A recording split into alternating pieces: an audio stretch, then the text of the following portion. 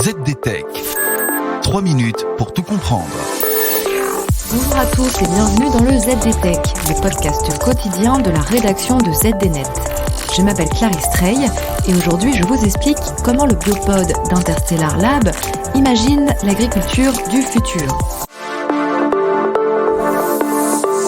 Cultiver de la vanille au Canada et des fruits de la passion en Angleterre, demain ce ne sera peut-être pas une idée si farfelue. C'est en tout cas ce qu'imagine la start-up française Interstellar Lab avec son projet hydroponique baptisé Biopod. En quelques mots, il s'agit d'un module portatif d'une dizaine de mètres de long dans lequel sont installées des étagères permettant de cultiver des plantes hors sol.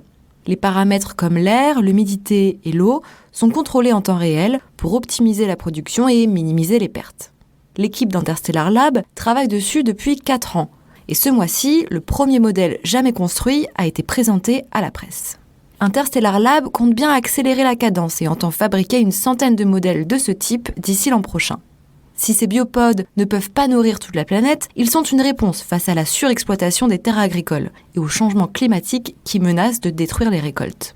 Mais les agriculteurs ne sont pas les seuls intéressés. Interstellar Lab participe également à des tests avec des industriels pharmaceutiques qui étudient la croissance de certaines espèces de plantes aux vertus médicinales dans un environnement artificiel.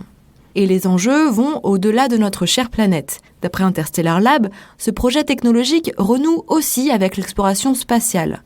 La start-up rêve en effet de pouvoir embarquer son module dans des missions spatiales et pourquoi pas un jour faire pousser des fraises sur Mars.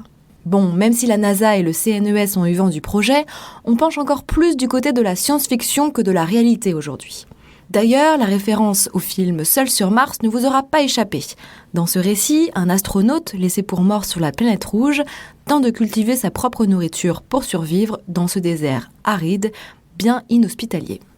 Et voilà, normalement on a fait le tour du sujet. Pour en savoir plus, rendez-vous sur notre site internet zdnet.fr et retrouvez tous les jours un nouvel épisode du ZDTech sur vos plateformes de podcast préférées.